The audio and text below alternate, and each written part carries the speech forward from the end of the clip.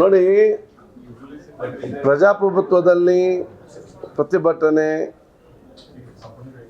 ಮತ್ತು ಒಂದು ಯೋಜನೆ ವಿರೋಧ ವ್ಯಕ್ತಪಡಿಸುವುದು ಅದೆಲ್ಲ ಅವರ ಹಕ್ಕಿದೆ. ಆದರೆ ವಿಧಾನಸಭೆ ಮತ್ತು ವಿಧಾನಸಭೆ ಅಧಿವೇಶನ ಇದೆಯಲ್ಲ, ಅದೊಂದು ರಾಜ್ಯಕ್ಕೆ ವೇದಿಕೆ ಆಗಬಾರ್ದು. ಅದೊಂದು ಪ್ರತಿಭಟನೆ, ರಾಜ್ಯಕ್ಕೆ ಪ್ರೇರಿತವಾದ ಪ್ರತಿಭಟನೆ ವೇದಿಕೆ ಅದಾಗಬಾರ್ದು. ವಿಧಾನಸಭೆ ಅಧಿವೇಶನ ಅದರ ಜನರ ನೋವನ್ನು ನಾವು ಚರ್ಚಿಸಿ ಜನರ ಸಮಸ್ಯೆಗಳಿಗೆ ಇವತ್ತು ಪರಿಹಾರ ಕೊಡುವಂಥ ವೇದಿಕೆ ಇವತ್ತು ಆಗಬೇಕು. ಅದಕ್ಕಾಗಿ BJP ಅವರು ಮತ್ತು ಪ್ರತಿಪಕ್ಷದವರು ಏನು ಇವತ್ತು ಪ್ರತಿಭಟನೆ ಮಾಡ್ತಾ ಇದ್ದಾರಾ, ಅದವರು ಜನರಿಗೆ ಒಂದು ಸಾಮಾಜಿಕವಾದ ವಂಚನೆ ಮಾಡ್ತಾ ಇದ್ದಾರೆ. ಅವರ ರಾಜಕೀಯದ ದುರುದ್ದೇಶನಿಟ್ಟುಕೊಂಡು ಇವತ್ತು ವಿಧಾನಸಭೆಯನ್ನು ಅವರ ರಾಜ್ಯಕ್ಕೆ ಬಳಸಿಕೊಂಡು ಜನರಿಗೆ ವಂಚನೆ ಮಾಡಿದ ಕೆಲಸ ಇವತ್ತು ಆಗ್ತಾಯಿದೆ. ಯಾಕೆ ಅಧಿವೇಶನ ಕರಿತೇವೆ? ಎಲ್ಲ ಕ್ಷೇತ್ರ ಜನಸಾಮಾನ್ಯರ ಸಮಸ್ಯೆ ಚರ್ಚೆ ಮಾಡಿಕೊಂಡು ವಿವಿಧ ಕಾನೂನುಗಳನ್ನು ತಂದು ಅದನ್ನು ಪಾಸ್ ಮಾಡಿ ಈ ರಾಜ್ಯದ ಅಭಿವೃದ್ಧಿಗೆ ಪೂರಕವಾದ ವಾತಾವರಣ ನಿರ್ಮಾಣ ಮಾಡಬೇಕಂತೇಳಿ ಅಧಿವೇಶನ ಕರೆಯುವುದಲ್ಲ. ಅದು ನೀವು ರಾಜಕೀಯದ ವೇದಿಕೆ, ಪ್ರತಿಭಟನೆ ವೇದಿಕೆ ಮಾಡಿರೋದು ಎಷ್ಟು ಸರಿ? ಅದನ್ನು ಕರ್ನಾಟಕ ಜನತೆ ಅಂದು ಕೂಡ ಇವತ್ತು ಶ್ರಮಿಸುವುದಿಲ್ಲ.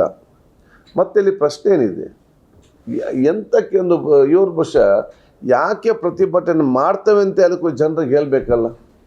ಇವರಿಗೆ ಏನಾದರೂ ಚರ್ಚಿಸಿ ಪ್ರತಿಭಟಿಸಬೇಕಿದ್ದಲ್ಲಿ ಒಂದು ನೋಟಿಸ್ ಕೊಟ್ಟು ಚರ್ಚೆ ಮಾಡಿ, ಯಾಕೆ ನೀವು ಮಂತ್ರಿ ಕೊಡಬಾರ್ದು ಅಂತ ಹೇಳಿಕೊಂಡು ಅವರು ವಾದ ಮಾಡ್ತಾರೆ. ಆಡಳಿತ ಪಕ್ಷ ಸರ್ಕಾರ ಯಾಕೆ ನಾವು ಮಂತ್ರಿ ಸ್ಥಾನ ಕೊಟ್ಟಿದ್ದೇವೆ ಅಂತೇಳಿ ಉತ್ತರ ಕೊಡ್ತಾರೆ, ಜನ ತೀರ್ಮಾನ ಮಾಡ್ತಾರೆ, ಅಲ್ಲಿ ಅದು ಮುಗೀತು. ಮತ್ತು ಬೇರೆ ಸಬ್ಜೆಕ್ಟ್ ನಾವು ಮುಂದೆ ತಗೊಂಡು ಹೋಗ್ಬೋದು.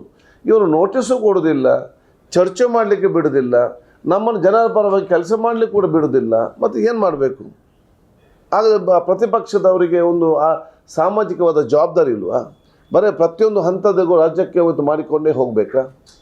ನಾಗೇಂದ್ರ ಅವರಿಗೆ ಯಾವಾಗ ಅವತ್ತು ಅವ್ರ ಇಲಾಖೆಯಲ್ಲಿ ಕೆಲವೊಂದು 187 ಕೋಟಿ ಇವತ್ತು ಬೇರೆ ಕಡೆ ಹೋಗಿದೆ ಅಂತೇಳಿ ಗೊತ್ತಾದ ತಕ್ಷಣ 2 ದಿವಸದಲ್ಲಿ ಅವರ ಸಚಿವ ಸ್ಥಾನಕ್ಕೆ ರಾಜೀನಾಮೆ ಕೊಟ್ಟರು. ಹೌದಾ?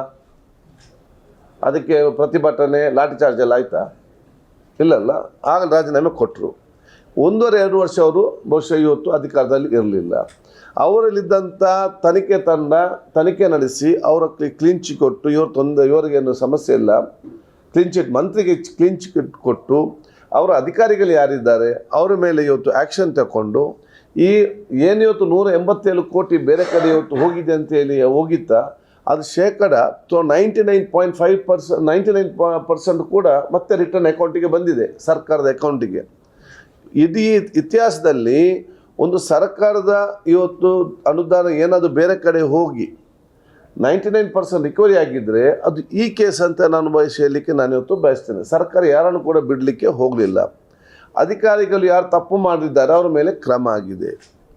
ಇದೀಗ ತದನಂತರ ಕೆಲವೇ ದಿನಗಳ ಹಿಂದೆ CBI ಇವತ್ತು ಇವರ ಮೇಲೆ ನೋಟಿಸ್ ಮತ್ತು ಇದನ್ನು ಹಾಕಿತ್ತು, ಚಾರ್ಜ್ ಶೀಟ್ ಹಾಕಿತ್ತು. ಅದರ ED ಇದು ಬಂತು, 2 ಕೂಡ ಬೇಲ್ ತಂದಿದ್ದಾರೆ. ಹಾಗೆ ಸಮಸ್ಯೆ ಇದ್ದರೆ ಕೋರ್ಟ್ ಆಗಿ ಅವರಿಗೆ ಬೇಲ್ ಕೊಡ್ತದೆ. ಬೇಲ್ ಕೊಟ್ಟಿದೆ, ತನಿಖೆ ನಡೀತಾ ಇದೆ.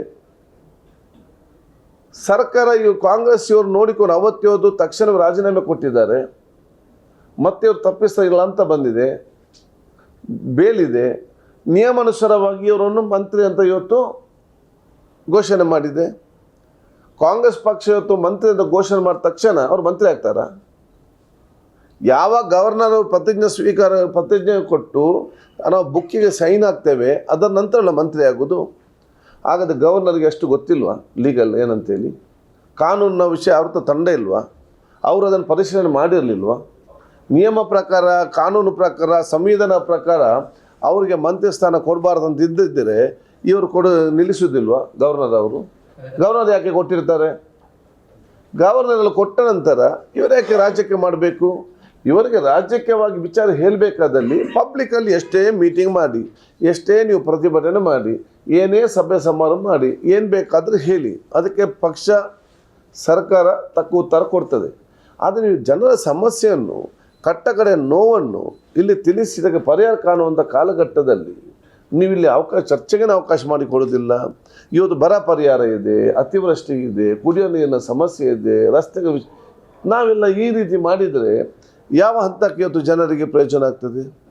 ಆದ ಕಾರಣ ಇವರ ಈ ಒಂದು 10 ದಿವಸಗಳಿಂದ ಅಧಿವೇಶನದಲ್ಲಿ ಕಂಪ್ಲೀಟ್ ಇವತ್ತು ಪ್ರತಿಭಟನೆ ಮಾಡಿ ಇವತ್ತು ಈ ರೀತಿ ಅಡಚಣೆ ಮಾಡಿದ್ದು ನಮ್ಮ ರಾಜ್ಯದ ಅಭಿವೃದ್ಧಿಗೆ ದೊಡ್ಡ ಮಟ್ಟದ ಹಿನ್ನಡೆ ಮತ್ತು ಜನರ ಭಾಳಷ್ಟು ನೋವನ್ನು ಕಡಿಮೆಗೊಳಿಸುವ ಸಮಸ್ಯೆ ಕೂಡ ಇವತ್ತು ಆಗಿದೆ.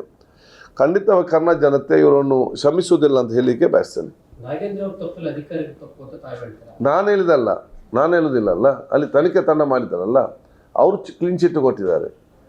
ಯಾರು ಅಧಿಕಾರಿಗಳೇ ಅವ್ರ ಮೇಲೆ ಕ್ರಮ ಆಗಿದೆ. ನಾನು ಹೇಳಲಿಕ್ಕೆ ಹೋಗುದು ಸಿಬಿಐ ಕೂಡ ಅಧಿಕಾರಿಗಳು ಉಲ್ಲೇಖ ಆಗಿದೆ, ತಪ್ಪಿದೆ, ಜೊತೆಗೆ ಅವ್ರನ್ನ ಪ್ರಾಸಿಕ್ಯೂಷನ್ ಕೂಡ ಅನುಮತಿ ಕೊಡಬೇಕು ಅಂತ ರಾಜ್ಯಪಾಲ ಪತ್ರ ಬರೆದಿದೆ ಸರ್. ಈಗ ಸಿಬಿಐ ಆಯ್ತು, ರಾಜ್ಯಪಾಲ ತೀರ್ಮಾನ ತಗೊಳ್ತಾರೆ. ಅಲ್ಲಿ ತನಕ ಕಾಯಿರಿ ನೀವು. ನಿಮ್ಗೇನು ಅರ್ಜೆಂಟ್? ಈಗ ಅಧಿವೇಶನ ಯಾಕೆ ನೀವು ಮಾಡಬೇಕು? ಅಲ್ಲಿ ಹೋಗಿ ರಾಜ್ಯಪಾಲರ ಸ್ಥಾನಕ್ಕೆ ಹೋಗಿ ಮನವಿ ಕೊಡಿ, ಏನು ಬೇಕಾದರೂ ಕೂಡ. ಯಾರು ಬೇಡ ಅಂತ ಹೇಳ್ತಾರೆ?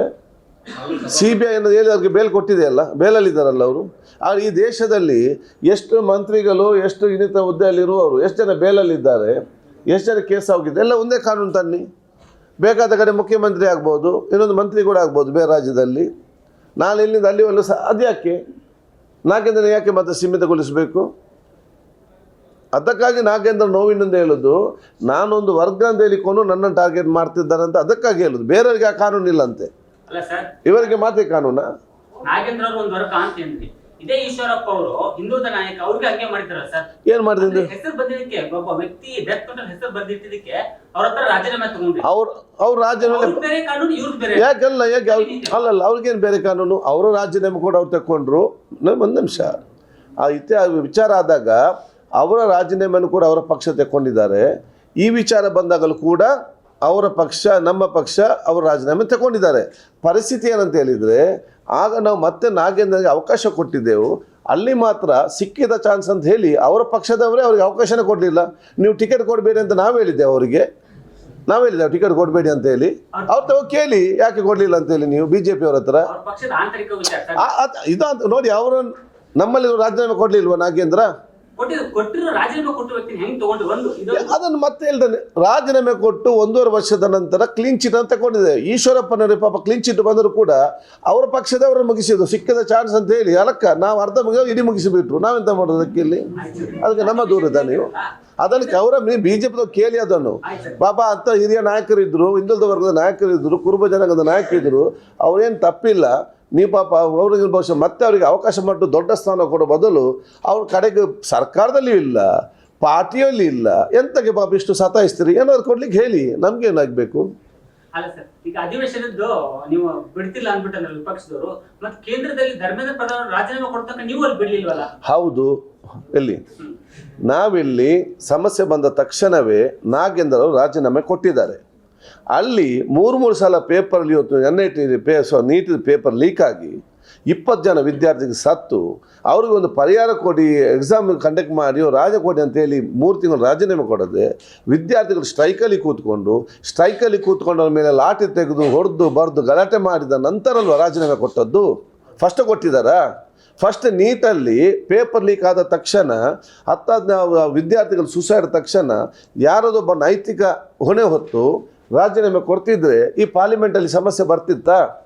ಆಗದ ವಿದ್ಯಾರ್ಥಿಗಳ ಪರವಾಗಿ, ನೊಂದ ತಂದೆ ತಾಯಂದರ ಪರವಾಗಿ, ತೀರೋದರ ಪರವಾಗಿ, ಲಾಠಿಯನ್ನು ತಿನ್ನಿದ್ದವರ ಪರವಾಗಿ, ವಿದ್ಯಾರ್ಥಿಗಳ ಪರವಾಗಿ, ಈ ರಾಜ್ಯದ ನಮ್ಮ ಯುವ ಜನತೆ ಪರವಾಗಿ ಪಾರ್ಲಿಮೆಂಟಲ್ಲಿ ಪ್ರತಿಪಕ್ಷದ ನಾಯಕರಾಗಿ ರಾಹುಲ್ ಗಾಂಧಿಯವರು ಮಾತಾಡೋದೇ ತಪ್ಪಾ? ಅದಕ್ಕೆ ಮತ್ತು ಇದಕ್ಕೇನು ಕನೆಕ್ಷನ್ ಇದೆ? ನೀವು ಅದು ಹೇಳಿ ಅಲ್ಲ, ನೀವು ನ್ಯಾಯಯುತವಾಗಿ ಮಾತಾಡಿ ಹೇಳಿ. ಯಾಕೆ ಅವ್ರಾಗ ಹೇಳಬೇಕು ನೀವು ಅಲ್ಲಿ ಮಾಡಿದ್ದೀರಂತೇಳಿ? ಫಸ್ಟೇ ಕೊಡಬೇಕಿತ್ತು. ಇಲ್ಲಿ ಫಸ್ಟ್ ಇನ್ಸಿಡೆಂಟ್ ಆಗಿದೆ, ರಾಜೀನಾಮೆ ಕೊಟ್ಟಿದ್ದಾರೆ. ಅಲ್ಲಿ ಇನ್ಸಿಡೆಂಟ್ ಆಗಿದೆ, ರಾಜೀನಾಮೆ ಕೊಡಲಿಲ್ಲ. ಮಕ್ಕಳ ಮೇಲೆ ಲಾಠಿ ಆಗಿದೆ, 20 ಜನ ತೀರಿ ಹೋಗಿದ್ದಾರೆ. ಪಾರ್ಲಿಮೆಂಟ್ಲಿ ಕೇಳಲೇಬಾರ್ದಾ? ಕೇಳಿ ಅದನ್ನು ಚರ್ಚೆ ಮಾಡಿ ಅಲ್ಲ.